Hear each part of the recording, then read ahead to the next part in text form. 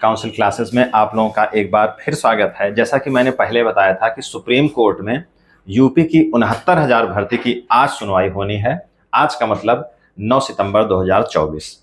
तो आज 9 सितंबर है, सुनवाई अब प्रारंभ हो गई है। पहले था कि लंच के पहले सुना जाएगा, लेकिन कोलकाता का जो महत्वपूर्ण एक मामला था उस पर सुनवाई चल रही थी चीफ जस्टिस की बेंच में। अब लंच के बाद उसको सुना जा रहा है, तो सुनवाई प्रारंभ हो गई है। अभी उस पर ये निकल करके नहीं आया है कि क्या फाइनल उसका कंक्लूजन निकलेगा, लेकिन क्या कुछ आज हो सकता है उसके बारे में हम लोग चर्चा करते हैं। जैसे कि अभी वहां पे बहस चल रही है, एक थोड़ी सी हम लोग चर्चा करते हैं। तो सुप्रीम कोर्ट की अपडेट जानने के लिए हम लोग देख रहे हैं क्या कैसे बिंदु हो सकते हैं, चूंकि मामला ये बड़ा गंभीर है, आरक्षण का मामला है। जैसा कि आप लोग जान रहे हैं कि चीफ जस्टिस की बेंच में लगा हुआ है, तो इतना आसान नहीं है। मामला कई है, कई गुत्थियां हैं, लेकिन सबसे बड़ा जो मामला है वो आरक्षण वाला मामला है। उस पे हम लोग देखेंगे। तो मामला शुरू कहां से हुआ था? हाईकोर्ट डबल बेंच यूपी की, उसने एक फैसला सुनाया था कि 69,000 भर्ती को इग्नोर करते हुए, जो सूची बनी हुई है 69,000 की, उसको इग्नोर करते हुए एक नई सूची बनाई जाए, रिविजिट किया जाए कि जहां भी आरक्षण नियमों का पालन नहीं हुआ है, तथाकथित घोटाला हुआ है, उस पे प्रकाश डाला जाए। जो 6800 की एक नई सूची थी उसको उन्होंने क्वैश कर दिया था।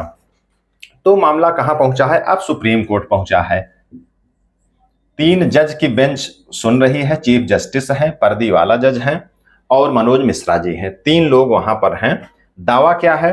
69,000 सीट का घोटाला है आरक्षित वर्ग का। ये लोग नहीं गए हैं, चूंकि डबल बेंच का जो फैसला है वो इनके पक्ष में आया है। 6800 जो सीट अलग से लगी थी, 6,800, उसको उन्होंने क्वैश कर दिया है।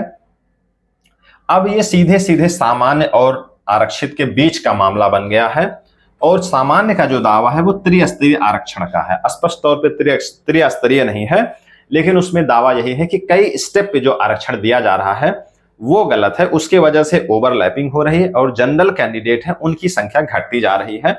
ऐसा ना किया जाए। तो इस तरीके से यह मामला है। अब इसमें पेच फंसा कहां है?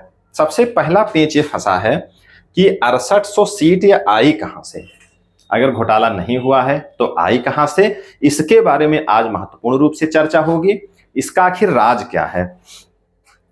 और आज ये स्पष्ट हो जाएगा कि जो ये 69,000 भर्ती है, जो शिक्षक का पद है, ये जिला कैडर का पद है। तो जिला कैडर का पद है, तो जिला स्तरीय इसकी सूची भी बनी होगी। तो जो जिला स्तरीय सूची इसकी बनी है, आखिर वो है कहां?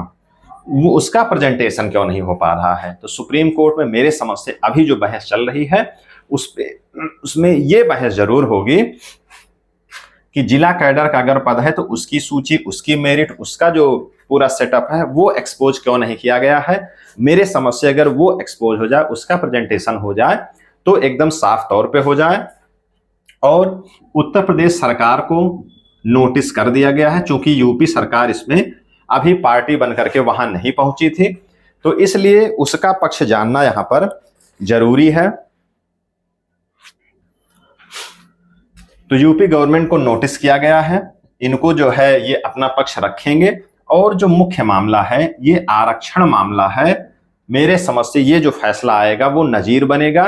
उसका मुख्य कारण है कि कहीं ना कहीं कुछ बात तो जरूर है, इसलिए 3 जज के पैनल में ये भेजा गया है। अमूमन जो भी वहां सिंगल बेंच में जाता है मामला, तो वहां पर 2 जज रहते हैं। 2 जज के बीच में सारे मामले 69,000 भर्ती के ही मामले, चाहे बीएड बीटीसी का मामला रहा हो, चाहे कट ऑफ का मामला रहा हो, जहां भी पहुंचा है 2 ही जज के बेंच में पहुंच करके वो मामला एकदम फाइनल हो गया। तो कुछ ऐसा है, आरक्षण की वजह से चीफ जस्टिस की बेंच में गया हुआ है, 3 जज की बेंच में गया है। तो मेरे समझ से जो भी ये फैसला आएगा वो नजीर बनेगा। हो सकता है कि जो भी आरक्षण का त्रिस्तरीय वाला मामला है, जो भी 2 स्तर 3 स्तर का जो भी दावा किया जा रहा है, जो भी तर्क रखे जाएंगे, क्योंकि ज्यादातर याचिकाएं 2 ही प्रकार की गई हैं।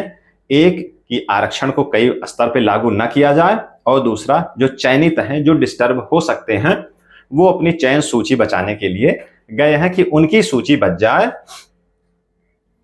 या ऐसी कोई घटना परिघटना होती है कि अगर उन पे असर पड़ता है जिनका चयन हो चुका है, जो नौकरी कर रहे हैं, तो उनके समायोजन का या उन पे एक दया दृष्टि बन जाए कि उनको बाहर ना होना पड़े, बाकी अगर आरक्षण के स्तरों की बात होगी तो इसमें कई बार हाई कोर्ट ने, सुप्रीम कोर्ट ने इसको कई बार कहा है, यूपीएससी उसका पालन करती है, जो भी लोक सेवा आयोग है उसमें भी पालन होता है। अभी हाल फिलहाल में आपने खंड शिक्षा अधिकारी के बारे में देखा होगा, जो उसकी प्री परीक्षा है उसमें जो यूआर का कट ऑफ है वो 130 या शायद 37 गया है, ईडब्ल्यूएस और ओबीसी ये 160 प्लस गए हुए हैं।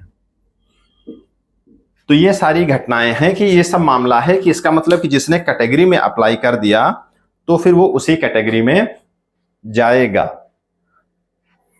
तो इन सब बातों पे जरूर फोकस होगा।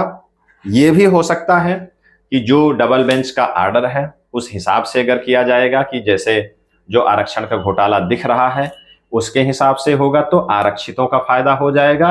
अगर इस स्तर की जांच हुई कि टेट में आरक्षण लिया गया है, सुपर टेट में आरक्षण लिया गया है, तो निश्चित तौर पर जो आरक्षित वर्ग हैं उनको नुकसान उठाना पड़ जाएगा। उनको फिर अगर एक स्तर पर अगर रोका गया तब मामला जो है उल्टा पड़ सकता है। इसीलिए मैंने कहा कि ये फैसला एकदम नजीर बन जाएगा, किसी के भी फेवर में जा सकता है, चाहे सामान्य वर्ग के अभ्यर्थी हो या फिर आरक्षित वर्ग के अभ्यर्थी हो।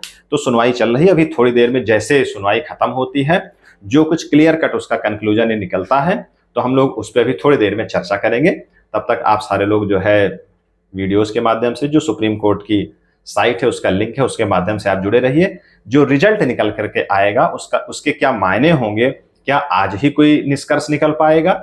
मेरे समझ से आज निष्कर्ष निकल पाना बहुत मुश्किल है, क्योंकि यूपी सरकार जिसमें जो एक पार्टी बनेगी उसको नोटिस होगा, जब वो आ करके अपना पक्ष रखेगी तो उसके बाद ही कुछ स्पष्ट इस पे निर्णय हो पाएगा। लेकिन यह है कि आज डायरेक्शन क्लियर हो जाएगा कि जो बहस है, जो रिजल्ट है वो किस डायरेक्शन में जाएगा, ये स्पष्ट एकदम आज हो जाएगा। तो मिलते हैं हम लोग थोड़ी देर में। धन्यवाद।